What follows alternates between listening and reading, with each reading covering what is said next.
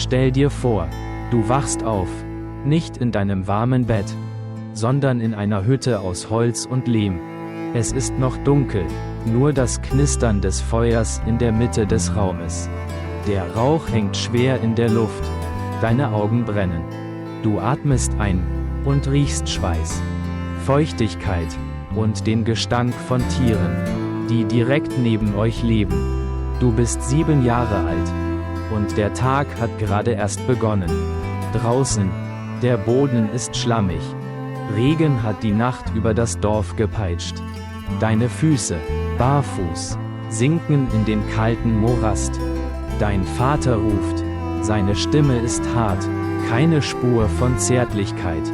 Hans, beweg dich, du trägst einen Krug, er ist schwerer als du selbst. Aber Wasser muss her, sonst gibt es nichts zu trinken. Du gehst zum Brunnen, Schritt für Schritt, jeder Atemzug ein Kampf. Deine Hände zittern, dein Rücken schmerzt. Und doch, du bist nicht allein. Um dich herum, Kinder wie du. Sie tragen Holz, sie treiben Tiere, sie tun, was Erwachsene tun, obwohl sie Kinder sind. Das ist kein Märchen, das ist keine Legende, das ist das Mittelalter. Und heute erzähle ich dir 7 Wahrheiten, 7 Geheimnisse, 7 grausame Fakten über das Leben in dieser Zeit. Fakten, die in keinem Märchenbuch stehen. Fakten, die du vielleicht lieber nicht wissen würdest. Doch sobald du sie gehört hast, wirst du sie nie wieder vergessen. Das Mittelalter war nicht die Zeit glänzender Ritter und schöner Prinzessinnen. Es war die Zeit von Schmutz, von Hunger, von Krankheit, von Angst. Und die erste Wahrheit wird dich überraschen. Denn sie beginnt mit etwas, das für uns heute selbstverständlich ist, aber damals fast unbekannt war. Baden, oder besser gesagt, das Nicht-Baden. Heute duschen wir jeden Tag. Wir drehen den Hahn auf, warmes Wasser strömt heraus. Ein Luxus, den wir kaum bemerken. Im Mittelalter, das war anders, ganz anders. Die meisten Menschen badeten fast nie. Einmal im Jahr, das galt schon als viel. Manche gingen ihr ganzes Leben lang weniger als 10-mal in die Badestube. Warum? Sie glaubten, Wasser sei gefährlich, dass es Krankheiten in den Körper trage, dass es die Haut schwäche. Ein Arzt jener Zeit schrieb, zu viel Wasser öffnet die Poren, und der Tod kriecht hinein. Darum vermied man das Baden. Man wusch sich höchstens ein wenig das Gesicht oder die Hände, aber nie den ganzen Körper. Die Kleidung wurde selten gewaschen. Man trug sie Tag und Nacht, monatelang. Unterwäsche kaum vorhanden. Die Haut war ständig von Schmutz bedeckt. Läuse, Flöhe, Parasiten, ein ständiger Begleiter. Und der Gestank, er war überall, in den Häusern, auf den Straßen, sogar in den Burgen der Reichen. Stell dir vor, du sitzt in einer Kirche. Der Priester predigt. Neben dir Dutzende Menschen. Und alle riechen nach Schweiß, nach Dreck, nach ungewaschener Haut. Der Geruch war so stark, dass Reisende aus anderen Kulturen oft angewidert beschrieben. Wie die Europäer stanken. Aber es gab Ausnahmen. Es gab die Badestuben. Das waren einfache Hütten, manchmal in Städten, manchmal am Fluss. Ein Feuer erhitzte Wasser in großen Bottichen. Und für ein paar Münzen konnte man eintauchen. Doch diese Orte hatten einen schlechten Ruf. Denn sie waren nicht nur zum Baden da. Oft waren sie Treffpunkte für Glücksspiel. Oder für geheime Vergnügungen. Die Kirche warnte, Badestuben sind Orte der Sünde. Und so blieb das Baden verdächtig. Gefährlich, unrein, nicht im Körper, sondern in der Seele. Die Reichen? Sie hatten manchmal ein hölzernes Fass im Haus, gefüllt mit warmem Wasser, doch selbst sie badeten selten. Und die Armen? Sie kannten das Baden kaum. Ein Bach, ein Fluss, ein Eimer kaltes Wasser, das war ihr Luxus. Stell dir vor, du gehst dein ganzes Leben und spürst vielleicht 10-mal in 40 Jahren warmes Wasser auf deiner Haut. Das war das Mittelalter. Und es erklärt, warum Krankheiten so leichtes Spiel hatten. Doch das Schlimmste stand noch bevor. Denn selbst wenn man etwas zu essen hatte, war es oft eine Gefahr für sich. Essen klingt harmlos, doch im Mittelalter war jede Mahlzeit ein Risiko. Brot, das Grundnahrungsmittel, aber es war hart, so hart, dass mancher es nur mit Suppe aufweichen konnte. Weißes Brot? Nur für Reiche. Das Volk aß Schwarzbrot. Dunkel, schwer, oft voller Schimmel. Mehl wurde in Säcken gelagert. Und wenn du sie öffnetest, krochen Käfer heraus. Doch niemand warf es weg. Man mahlte es trotzdem und backte daraus Brot. Fleisch? Selten, nur an Feiertagen. Ein Stück Schwein oder Rind, geteilt von der ganzen Familie. Meist gab es Fisch, aber ohne Kühlung verdarb er schnell. Der Geruch, stechend, doch die Menschen aßen ihn trotzdem. Sie hatten keine Wahl. Gemüse? Einfach, spärlich. Kohl, Rüben, Erbsen, oft schon welk, manchmal voller Wurmfraß. Und das Wasser? Gefährlicher als alles andere. Brunnen waren verschmutzt. Abfälle sickerten hinein. Wer Wasser trank, riskierte sein Leben. Darum trank man Bier. Jeden Tag. Männer, Frauen, Kinder. Nicht, weil es Spaß machte, sondern weil es sicherer war als Wasser. Doch das Bier war schwach. Kaum Alkohol. Es nährte mehr, als dass es betrunken machte. Stell dir vor, du sitzt mit deiner Familie am Tisch. Vor dir eine Schale dünner Suppe. Darin schwimmen Kohlblätter. Ein Stück Brot, steinhart, das du eintauchst, um es essen zu können. Dein Vater teilt ein winziges Stück Fleisch. Er legt es dir auf den Teller. Du kaust. Es schmeckt streng. Vielleicht ist es schon verdorben. Aber du musst es essen. Denn es gibt nichts anderes. Manchmal mischte man Kräuter dazu. Nicht für den Geschmack, sondern um den Gestank zu überdecken. Und die Folgen? Bauchschmerzen, Fieber, manchmal der Tod. Eine Mahlzeit konnte dein letztes sein. Heute fragen wir, bio oder konventionell? Damals fragten sie, überleben wir den Abend? Und doch, trotz all der Gefahren, war Essen ein kostbarer Moment. Ein kurzer Augenblick der Gemeinschaft. Ein Moment, in dem das Dorf zusammenkam. Wo geteilt wurde, was man hatte. Aber diese Wärme war trügerisch, denn hinter dem Lächeln lauerten oft andere Pläne. Besonders, wenn es um Kinder ging. Denn viele von ihnen wurden nie erwachsen. Kindheit, im Mittelalter war sie kurz. Sehr kurz. Mit 12 galt mancher schon als erwachsen. Mit 13 verheiratet. Manchmal noch jünger. Besonders Mädchen. Liebe spielte keine Rolle. Heirat war ein Geschäft. Ein Vertrag zwischen Familien. Eine Währung, nicht aus Gold, sondern aus Blut. Stell dir Greta vor. Sie ist 12 Jahre alt. Sie spielt noch mit einer Puppe aus Stoffresten. Doch heute soll sie Braut werden. Die Kirche segnet die Ehe. Der Bräutigam, ein Mann von 30 Jahren. Sein Bart ist grau, seine Hände rau. Er sieht Greta nicht als Kind, sondern als Besitz. Das Dorf versammelt sich. Alle klatschen, alle nicken. Für sie ist es normal. Greta trägt ein einfaches Kleid. Ihre Augen sind voller Tränen. Sie versteht nicht, was passiert. Sie versteht nur, ihr Leben gehört nicht mehr ihr. Noch gestern war sie ein Kind, heute eine Ehefrau und morgen vielleicht schon Mutter. Ihr Körper? Kaum bereit. Die Geburt?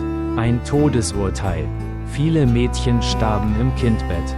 Andere lebten mit Narben, körperlich und seelisch. Und die überlebten, wurden früh alt. Mit 20 schon erschöpft. Mit 30 gezeichnet vom Leben. Kinderehen waren kein Einzelfall. Sie waren die Regel. Denn jede Ehe war ein Bündnis, ein Mittel, Besitz zu sichern, Land, Tiere, Einfluss. Das Mädchen selbst zählte nicht. Ihre Wünsche, ihre Träume, nichts davon war wichtig. Stell dir vor, du bist 12, du lachst, du spielst, und plötzlich stehst du neben einem Mann, doppelt so alt, und alle erwarten, dass du seine Ehefrau bist. Das war das Schicksal vieler Kinder. Kein Märchen, kein Happy End, nur ein Leben voller Zwang. Doch während die Kinder verheiratet wurden, lauerte eine noch größere Gefahr. Eine, die nicht nur Einzelne traf, sondern ganz Europa. Krankheit. Sie war der ständige Begleiter des Mittelalters. Ein Husten konnte dein Todesurteil sein. Ein Fieber, das Ende deines Lebens. Es gab keine Antibiotika, keine wirksamen Medikamente. Die Menschen waren wehrlos. Pocken, Typhus, Lepra, jede Krankheit, ein Fluch. Und dann kam die Pest. Der schwarze Tod, 14. Jahrhundert. Handelsrouten aus Asien brachten Schiffe nach Europa. In den Laderäumen Ratten, auf den Ratten Flöhe, in den Flöhen der Tod. Die Krankheit breitete sich rasend schnell aus. Ein Dorf nach dem anderen. Eine Stadt nach der anderen. Binnen weniger Jahre war ein Drittel Europas tot. Die Symptome waren schrecklich. Schwarze Beulen am Körper. Fieber, das dich brennen ließ. Blut, das dir aus dem Mund lief. Menschen starben in wenigen Tagen. Oft allein, verlassen, weil selbst die Familie floh. Die Ärzte? Hilflos. Sie trugen Masken mit langen Schnäbeln, gefüllt mit Kräutern, um den Gestank fernzuhalten. Doch sie konnten nichts tun. Sie schnitten Adern auf. Sie legten Blutegel an. Sie murmelten Gebete. Doch der Tod lachte über all das. Man glaubte, es sei Strafe Gottes. Man glaubte, Hexen hätten den Fluch gebracht. Und so wurden Frauen verbrannt, während die Pest weiter wütete. Stell dir vor, du gehst durch dein Dorf. Vor jedem Haus ein weißes Kreuz mit Kreide. Hier starb jemand, hier wohnt der Tod. Die Glocken läuten unaufhörlich. Karren voller Leichen rollen durch die Straßen. Der Gestank des Verfalls liegt über allem. Du bist ein Kind, du siehst deine Freunde krank werden. Einer nach dem anderen. Und du weißt, vielleicht bist du der Nächste. Der schwarze Tod löschte nicht nur Leben aus. Er zerstörte den Glauben der Menschen. Wenn Gott das zuließ, was bedeutete dann Glaube? Europa änderte sich für immer. Doch Krankheit blieb. Selbst wer die Pest überstand, war nicht sicher. Denn im Alltag lauerte die nächste Gefahr, nicht in Form einer Seuche, sondern in etwas Alltäglichem. Etwas, das jeder Mensch brauchte. Etwas, das selbst in Burgen keine Gnade kannte. Wenn wir heute an eine Toilette denken, denken wir an Fliesen, an sauberes Wasser, an Hygiene. Im Mittelalter? Etwas völlig anderes. Für die meisten Menschen war die Toilette ein einfaches Loch im Boden. Manchmal in der Hütte, manchmal draußen, hinter dem Haus. Ein Eimer diente vielen als Notlösung. Und wenn er voll war, wurde er einfach ausgeschüttet. Auf die Straße, vor die Tür, mitten ins Dorf. Stell dir den Gestank vor. Im Sommer, unerträglich. Hitze, Abfall, Fäkalien, Fliegen schwärmen darüber. Ratten kriechen hindurch. Ein Spaziergang durch die Gassen, ein Spießrutenlauf durch Dreck. Und oft auch gefährlich, denn Krankheiten lauerten in jeder Pfütze. Selbst die Burgen waren keine Ausnahme. Die sogenannten Aborte, kleine Kammern mit einem Loch. Alles fiel hinunter, in den Burggraben. Doch es blieb nicht dort. Der Gestank zog zurück, durch Fenster, durch Ritzen. Stell dir ein Fest im großen Saal vor. Kerzen brennen, Musik spielt, und im Hintergrund der süßlich faule Geruch menschlicher Abfälle. Die Menschen kannten Seife, aber sie war teuer, für die meisten unerschwinglich, also rieb man sich mit Asche ein. Oder mit Sand, in der Hoffnung, den Schmutz abzuschaben. Doch Sauberkeit war Illusion. Läuse lebten in der Kleidung, Wanzen in den Betten, Parasiten auf der Haut. Ein Kind wuchs auf, im Gestank, im Schmutz, inmitten von Unrat. Es war normal, so normal, dass niemand es hinterfragte. Heute spülen wir, damals warfen sie aus Fenstern, mitten auf die Straße und manchmal genau auf die Köpfe der Vorbeigehenden. Stell dir vor, du gehst durch die Stadt. Plötzlich ein Ruf: Vorsicht! Und schon ergießt sich ein Eimer Fäkalien auf dich. Das war Alltag, das war das Mittelalter. Doch schlimmer noch als der Schmutz war das, was man sich in den Köpfen schuf. Der Glaube an Kräfte, die unsichtbar waren, an Dämonen, an Flüche, an eine Welt, in der Aberglaube über Leben und Tod entschied. Wenn die Menschen im Mittelalter krank wurden, hatten sie kaum Medizin, also suchten sie Erklärungen, und was sie nicht verstanden, füllten sie mit Aberglauben. Ein Albtraum war kein Traum, es war ein Dämon, der nachts kam, ein Fieber, keine Krankheit. Es war ein Fluch, den eine Hexe ausgesprochen hatte. Kinder trugen Amulette, kleine Beutel mit Kräutern. Sie hingen um den Hals, als Schutz gegen das Böse. Mütter murmelten Sprüche. Sie warfen Salz in die Ecken des Hauses. Sie hängten Pferdeschädel über die Tür. Alles, um Geister fernzuhalten. Wenn eine Kuh starb, suchte man einen Schuldigen. Eine Nachbarin, die seltsam war. Eine Frau, die allein lebte. Schnell hieß es, sie ist eine Hexe. Und Hexen wurden verbrannt. Auf Marktplätzen, vor den Augen des ganzen Dorfes. Schreie, Rauch, Asche. Die Menschen glaubten, sie hätten das Böse besiegt. Doch in Wahrheit besiegten sie nur sich selbst. Stell dir vor, du hast hohes Fieber, dein Körper brennt, du flehst nach Wasser, aber statt Medizin legen sie dir einen Frosch auf die Brust. Oder sie zwingen dich, 100 Gebete zu sprechen. Ein Arzt sagt, das Übel sitzt im Blut. Er ritzt deine Adern auf. Das Blut fließt, doch deine Kraft verlässt dich. Manchmal überlebte man, oft nicht, und immer blieb die Angst. Angst vor Dingen, die man nicht sah. Angst vor Dämonen, die nachts kamen. Angst vor Hexen, die Flüche sprachen. Der Aberglaube war stärker als jede Logik. Stärker als jede Hoffnung. Er war das unsichtbare Gift des Mittelalters. Und er machte die Menschen blind. Blind für die wahren Gefahren. Blind für das, was direkt vor ihnen lag. Denn während sie Dämonen jagten, wuchs in den Burgen eine ganz andere Dunkelheit. Eine Dunkelheit hinter dicken Mauern. Eine Dunkelheit voller Geheimnisse. Burgen, heute sehen wir sie als Symbole der Romantik. Steinerne Mauern, hohe Türme, Feste und Ritter. Doch die Wirklichkeit war eine andere. Die Mauern waren kalt und feucht. Im Winter fror man in den großen Hallen. Die Feuerstellen reichten nicht, um die Kälte zu vertreiben. Die Luft war stickig. Rauch von Fackeln und Feuer hing zwischen den Balken. Die Böden waren schmutzig, bedeckt mit Stroh, voller Insekten. Die Küchen?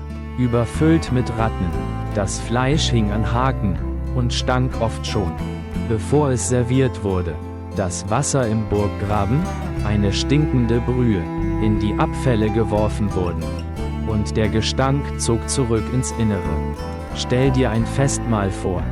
Der Saal ist voll, Kerzen flackern, Musik erklingt. Der Herrscher sitzt am Tisch. Auf silbernen Platten liegt gebratenes Fleisch. Doch wenn du genau hinsiehst, wimmelt es von Fliegen. Das Fett tropft, der Geruch ist schwer, ranzig. Und während du kaust, spürst du den Blick eines anderen. Einen kalten Blick, denn in den Burgen ging es nicht nur um Essen. Es ging um Macht, um Intrigen, um Verrat. Hinter jedem Lächeln konnte ein Dolch stecken. Hinter jedem Becher Wein, Gift. Die Frauen in den Burgen lebten nicht wie Prinzessinnen. Sie wurden verheiratet, benutzt, geopfert für Allianzen. Manche verschwanden spurlos. Andere starben jung. Die Männer kämpften nicht ständig gegen Drachen. Sie kämpften gegeneinander. Um Einfluss, um Land, um jeden Funken Macht. Burgen waren keine Orte des Glanzes. Sie waren Gefängnisse aus Stein. Gefüllt mit Angst, mit Misstrauen, mit Dunkelheit. Stell dir vor, du sitzt im großen Saal. Du hebst den Kelch zum Mund und fragst dich, ist es wirklich Wein? Oder dein letztes Getränk? Das war der Alltag hinter den Mauern. Keine Romantik, kein Märchen, nur kalte Realität. Das Mittelalter. Eine Zeit voller Mythen. Aber die Wirklichkeit war dunkler, härter, grausamer. Es war nicht die Welt glänzender Ritter. Nicht die Welt romantischer Burgen. Es war die Welt von Schmutz, von Hunger, von Krankheit, von Angst. Kinder verloren ihre Kindheit. Frauen verloren ihre Freiheit. Und Männer oft ihr Leben, lange bevor sie alt wurden. Und doch war es diese Zeit, die unsere Geschichte formte. Aus dem Schmutz wuchs die Stadt. Aus der Angst der Wunsch nach Wissen. Aus dem Tod neue Hoffnung. Heute haben wir warmes Wasser, sauberes Essen, Medizin, Sicherheit. Doch all das verdanken wir auch den Jahrhunderten, in denen Menschen litten. Und jetzt frage ich dich, welcher dieser 7 Fakten hat dich am meisten erschüttert? War es das Nichtbaden? Das verdorbene Essen? Die Kinderehen? Die Pest? Die Fäkalien auf den Straßen? Der Aberglaube? Oder die Dunkelheit der Burgen? Schreib es in die Kommentare. Ich will deine Meinung lesen. Und wenn du die Wahrheit über das Mittelalter weiter entdecken willst, dann abonniere jetzt unseren Kanal Leben damals. Denn dies war erst der Anfang. In unserer Playlist Alltag im Mittelalter warten noch viele Geschichten. Geschichten von Kindern, die arbeiten mussten, von Frauen, die kämpfen mussten, von Männern, die träumten und scheiterten.